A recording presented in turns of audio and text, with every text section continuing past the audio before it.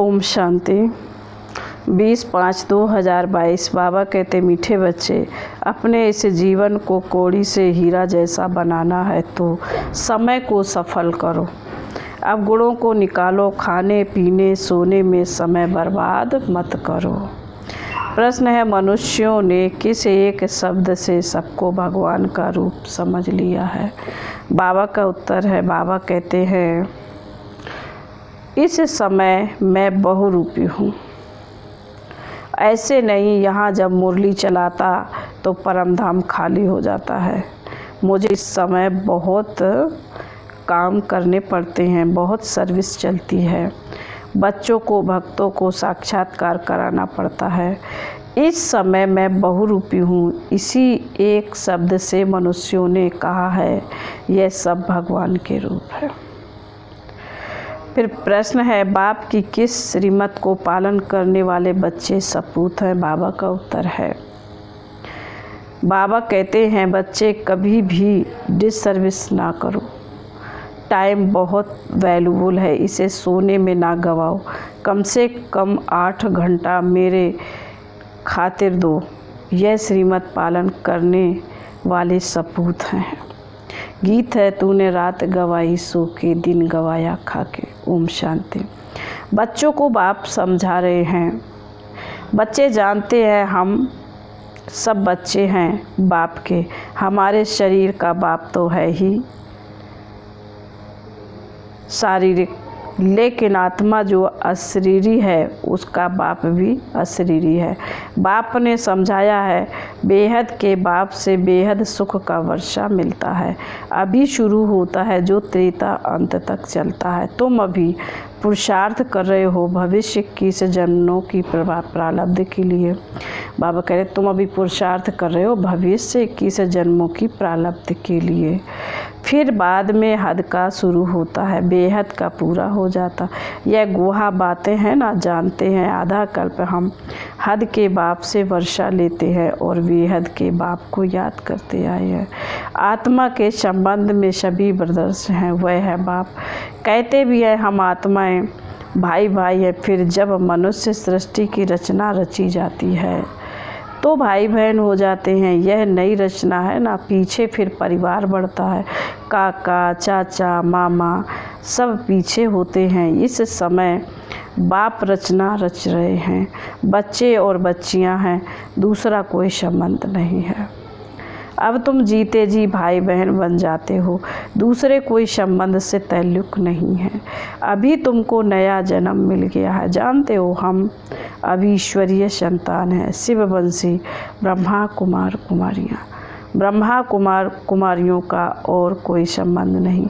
इस समय सारी दुनिया पतित है, इनको पावन बनाना पड़े। कहते हैं बाबा हम आपके हैं, कहते हैं बाबा हम आपके हैं। बाप कहते बच्चे भविष्य के लिए पुरुषार्थ करके अपना जीवन हीरे जैसा बनाना है। सारा दिन सिर्फ खाना पीना, रात को सोना और बाप को याद करना, इससे कोई हीरे जैसा जन्म नहीं मिलेगा। बाप कहते हैं शरीर निर्वाह अर्थ कर्म करते, गृहस्थ व्यवहार में रहते कमल फूल समान बनना है। समझते हैं हम कौड़ी से हीरा जैसा, अर्थात मनुष्य से देवता बन रहे हैं। मनुष्यों में तो बहुत अवगुण है, देवताओं में अवगुण होते हैं, तब तो मनुष्य देवताओं के आगे जाकर अपने अवगुण बताते हैं ना। आप सर्वगुण संपन्न, हम पापी नीच हैं। अब बाप कहते अपने से आसुरी गुणों को निकाल ईश्वरीय दैवी गुण धारण करने हैं। बाप तो है निराकार, मनुष्य सृष्टि का बीज रूप। वह सत्य है, चैतन्य है, ज्ञान का सागर है। यह ज्ञान तो बुद्धि में बैठा हुआ है। यह है नया ज्ञान, कोई वेद शास्त्रों में यह ज्ञान नहीं है। अभी जो तुम सुनते हो यह फिर प्रायः लोप हो जाएगा। अभी तुम जानते हो हम आसुरी गुण वाले मनुष्य से दैवी गुण धारण कर बाप द्वारा देवता बन रहे हैं। पापों का बोझा जो सिर पर है वह बाप की याद से हम भस्म करते हैं।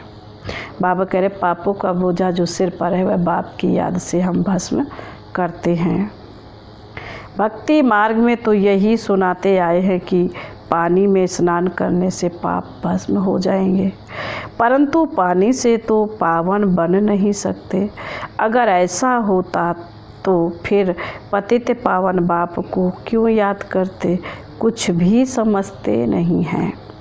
समझदार और बेसमझ यह भी एक नाटक बना हुआ है। अभी तुम कितने समझदार बन रहे हो? सारे सृष्टि चक्र को जानते हो, हिस्ट्री ज्योग्राफी को जानना यह भी समझ है ना। अगर नहीं जानते हैं तो उनको बेसमझ कहेंगे ना। अभी तुम बच्चे जानते हो, बाबा ने अपना परिचय अपने बच्चों को दिया है कि मैं आया हूँ तुमको हीरा जैसा बनाने। ऐसे नहीं यहाँ से सुनकर गए खलास खाया पिया, ऐसा नहीं यहाँ से सुनकर गए खाया पिया। जैसे आगे चलते थे वह तो कोड़ी जैसी लाइफ थी, देवताओं की हीरे जैसी लाइफ है। वह तो स्वर्ग के सुख भोगते थे। चित्र भी है ना आगे, तुम नहीं जानते थे कि हम ही सुखी थे। हम दुखी हुए हमने 84 जन्म कैसे लिए यह नहीं जानते थे। अब मैं बताता हूँ। अभी तुम औरों को भी समझाने लायक बने हो, बाप समझदार बनाते हैं तो फिर औरों को समझानी देनी चाहिए। ऐसे नहीं घर में जाने से फिर वही पुरानी चाल हो जाए। शिक्षा पाकर फिर औरों को शिक्षा दो। बाप का परिचय देने जाना पड़ता है। बेहद का बाप तो सबका एक ही है, सभी धर्म वाले उनको ही पुकारते हैं। हे परम पिता परमात्मा व हे प्रभु, ऐसे कोई नहीं होगा जो परमात्मा को याद नहीं करता होगा। सभी धर्म वालों का बाप एक ही है।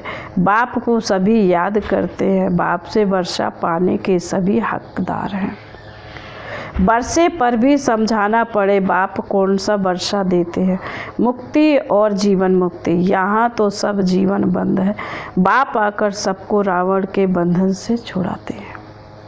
इस समय कोई की जीवन मुक्त है नहीं, क्योंकि रावण राज है, देह अभिमानी है। देवताएं देही अभिमानी होने से जानते हैं हम आत्मा एक शरीर छोड़ दूसरा लेते हैं। सिर्फ आत्मा को नहीं जानते, परमात्मा को जाने तो फिर सारे सृष्टि चक्र को जान जाएं। त्रिकालदर्शी सिर्फ तुम ही हो। ब्राह्मणों को ही बाप बैठ त्रिकालदर्शी बनाते हैं। जब देवताएं भी त्रिकालदर्शी नहीं तो उनकी जो वंशावली आती है उनमें भी यह ज्ञान नहीं रहता, तो फिर दूसरों में यह कहाँ से आएगा। देने वाला भी एक है, यह सहज राजयोग की नॉलेज और कोई को हो नहीं सकती। देवी देवता धर्म का शास्त्र भी तो होना चाहिए। तो ड्रामा अनुसार उन्हों को फिर शास्त्र बनाने पड़ते हैं। गीता भागवत आदि सब ऐसे ही फिर बनेंगे, ग्रंथ भी ऐसे बनेंगे। अभी ग्रंथ कितना बड़ा हो गया है, नहीं तो आधा, नहीं तो बाबा करे इतना छोटा था, हाथ से लिखा हुआ था। बाबा कहते फिर वृद्धि में लाया है। यह भी ऐसे ही है। इनका अगर ग्रंथ बैठ बनाओ तो बहुत बड़ा हो जाए, परंतु फिर किसको शॉर्ट में किया। बाबा कह रहे परंतु फिर उनको शॉर्ट में किया। पिछाड़ी में बाप 2 अक्षर कहते थे, मन मना भो। बाबा कहते हैं पिछाड़ी में बाबा कहते थे 2 अक्षर, मन मना भो। मैं तुमको सब वेदों का शास्त्र समझाता हूँ तो ज़रूर नाम तो लेना पड़ेगा ना। फलाने शास्त्र में यह है। वह कोई धर्म का शास्त्र नहीं, भारत का धर्म एक ही है। बाकी वह किस धर्म के शास्त्र है कब सिद्ध नहीं कर सकते। भारत का शास्त्र है ही एक गीता। गीता भी सर्वशास्त्र श्रोमणी गाई हुई है। गीता की महिमा तुम एक्यूरेट जानते हो। जितना गीता से बाप आकर भारत को स्वर्ग बनाते हैं। भारत के शास्त्र को मान बहुत मिलता है, परंतु गीता का भगवान कौन था? उनको ना जानने का कारण झूठा कसम उठाते हैं। अब उनको करेक्ट करो। भगवान ने तो ऐसे नहीं कहा नहीं है कि मैं सर्वव्यापी हूँ। बच्चे ने प्रश्न पूछा, शिव बाबा जब इधर आते हैं, मुरली चलाते हैं, तो क्या परम धाम में भी हैं? बाबा कहते हैं, इस समय तो हमको बहुत काम करने पड़ते हैं, बहुत सर्विस चलती है। कितने बच्चों को, भक्तों आदि को भी साक्षात्कार कराता हूँ। इस समय मैं बहुरूपी हूँ। बहुरूपी अक्षर से भी मनुष्यों ने समझा है। सब रूप उनके हैं। माथा उल्टा लटका देते हैं, फिर बाप सुनाते रहते हैं, तुम बच्चे अभी मुक्ति धाम में जाने का पुरुषार्थ करते हो। तुम्हारी बुद्धि है मुक्ति धाम तरफ। ऐसा कोई मनुष्य पुरुषार्थ करा न सके जो तुमको बाप करा रहे हैं। अब अपना बुद्धि योग वहाँ लगाओ। जीते जी शरीर, इस शरीर को भूल जाओ। मनुष्य मरते हैं तो कहते हैं स्वर्ग पधारा, फिर भी रोते रहते हैं। बाप के जो सपूत बच्चे होंगे वही बाप के मददगार बन सर्विस करेंगे। वह कभी डिससर्विस नहीं करेंगे। अगर कोई डिससर्विस करते हैं तो गोया अपनी करते हैं। बाबा कहते मीठे बच्चे, यह टाइम बहुत वैल्यूबल है। भविष्य किस जन्म के लिए तुम कमाई करते हो तुम जानते हो। हमको विश्व की बादशाही मिलती है। कितनी भारी कमाई है तो उसमें लग जाना चाहिए। बाप को याद करना है। जैसे गवर्नमेंट की सर्विस में 8 घंटा रहते हैं, बाबा भी कहते हैं मेरे खातिर 8 घंटा दो। रात को सोकर अपना समय बर्बाद मत करो। दिन रात कमाई करनी है। यह तो बड़ी सहज, सिर्फ बाबा कह रहे यह तो बड़ी सहज सिर्फ बुद्धि की बात है। मनुष्य जब धंधे पर जाते हैं तो पहले मंदिर के सामने हाथ जोड़कर फिर दुकान पर जाते हैं। लौटते समय फिर भूल जाते हैं। घर याद आ जाता है, वह भी अच्छा है, परंतु अर्थ कुछ भी नहीं जानते हैं। तुम बच्चों को कलकत्ते में तो बहुत अच्छी रीति समझाना चाहिए। काली माता का वहाँ बड़ा मान है। बंगाली लोगों की रस्म रिवाज अपनी होती है। ब्राह्मणों को मछली ज़रूर खिलाते हैं। बड़े आदमी अपने तालाब बनाए फिर उसमें मछलियाँ पालते हैं तो ब्राह्मणों को भी वह खिलाएंगे। अभी तुम पक्के वैष्णव बनते हो। प्रैक्टिकल में तुम विष्णु की पुरी में चलते हो। ऐसे नहीं कि वहाँ 4 भुजा वाले मनुष्य होंगे। लक्ष्मी नारायण को विष्णु कहा जाता है। 2 भुजा उनकी 2 उनकी। तुम महालक्ष्मी की पूजा करते हो, वास्तव में विष्णु की करते हो। दोनों है ना, परंतु इस समय महिमा माताओं की है। जगत अम्बा का गायन है। लक्ष्मी का भी नाम गाया हुआ है। बाप आकर माताओं द्वारा सबको सद्गति देते हैं। जगत अम्बा वही फिर राजे राजेश्वरी बनती है। माँ की पूजा होती है। वास्तव में जगत अम्बा तो एक है ना। जैसे शिव का एक लिंग बनाते हैं वैसे फिर छोटे छोटे शालिग्राम भी बनाते हैं। वैसे काली के भी छोटे छोटे मंदिर बहुत बनते हैं। वह जैसे माँ की संतान है। अभी बाप तुमको अपना बनाते हैं। इसको ही बलि चढ़ाना कहा जाता है, बलि चढ़ना कहा जाता है। तुम बलि चढ़ते हो उन पर, इस ब्रह्मा पर नहीं। तो बाप समझाते हैं अभी टाइम वेस्ट नहीं करना चाहिए। धंधा आदि भल करो। अगर पैसा काफ़ी है खाने के लिए तो फिर जास्ती माथा क्यों मारते हो। हाँ, शिव बाबा के यज्ञ में देते हो तो जैसे विश्व की सेवा में लगाते हो। बाबा कहेंगे सेंटर बनाओ जहाँ यह बच्चियाँ मनुष्य को देवता बनाने का रास्ता बतावें। यह पढ़ाई कितनी फर्स्ट क्लास है, बहुतों का कल्याण हो जाएगा। बाप कहते हैं लाख करोड़ कमाओ परंतु काम ऐसा करो जिससे भारत पावन बने, एवर हेल्दी बने। तुम भविष्य के लिए अभी पूरा वर्षा लेते हो। वहाँ गरीब तो कोई होते नहीं। वहाँ भी अभी की प्रारब्ध भोगते हो। इतनी धारणा करनी चाहिए। तुम्हारा एक एक पैसा हीरे समान है, इनसे भारत स्वर्ग बनता, बाकी जो बचेगा वह खत्म हो जाएगा। जो कुछ पैसा बचे इस सर्विस में लगाओ। यह बड़े बड़े हॉस्पिटल है। कई गरीब बच्चे कहते हैं हम 8 आना देते हैं, मकान में ईंट लगा दो। हम जानते हैं यहाँ से मनुष्य सेवर हल्दी बनेंगे, वहाँ तो ढेर आएंगे। क्यों ऐसी लगेगी जो कब नहीं देखी हो। तो कितनी खुशी हो रहनी चाहिए। हम क्या से क्या बनते हैं। हम शिव बाबा से बेहद का वर्षा लेते। बाप है निराकार ज्ञान का सागर, वह इस रथ में प्रवेश करते हैं। तो बच्चों को बहुत रहम दिल बनना चाहिए, अपने पर भी और दूसरों पर भी रहम करना चाहिए।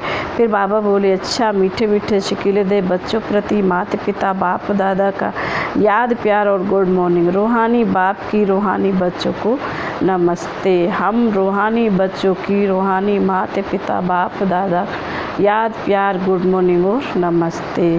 धारणा के लिए मुख्य सार बाबा ने कहा है। नंबर 1, भारत को पावन बनाने की सेवा में अपना तन मन धन सफल करना है। पैसे को हीरा समझ स्वर्ग बनाने की सेवा में लगाना है, व्यर्थ नहीं गंवाना है। नंबर 2, भविष्य 21 जन्मों की प्रारब्ध बनाने के लिए दिन रात कमाई जमा करनी है, समय बर्बाद नहीं करना। शरीर को भूलने का पुरुषार्थ करना है। वरदान है अकाल तख्त सो दिल तख्त नसीन बन, स्वराज के नशे में रहने वाले प्रकृति जीत माया जीत भाव। अकाल तख्त नसीन आत्मा सदा रूहानी नशे में रहती है। जैसे राजा बिना नशे के राज नहीं चला सकता, ऐसे आत्मा यदि स्वराज के नशे में नहीं तो कर्मेंद्रियों की प्रजा पर राज्य नहीं कर सकती। इसलिए अकाल तख्त नसीन सो दिल तख्त नसीन बनो और इसी नशे में रहो तो कमाई भी विघ्न व समस्या आपके सामने। बाबा कहते हैं इस नशे में रहो तो कोई भी विघ्न व समस्या आपके सामने नहीं आ सकती, प्रकृति और माया भी वार नहीं कर सकती। तो तख्त नसीन बनना अर्थात सहज प्रकृति जीत और माया जीत बनना। आज बाबा ने श्लोकन में कहा है संकल्पों की सिद्धि प्राप्त करनी है तो आत्मशक्ति की उड़ान भरते रहो। ओम शांति।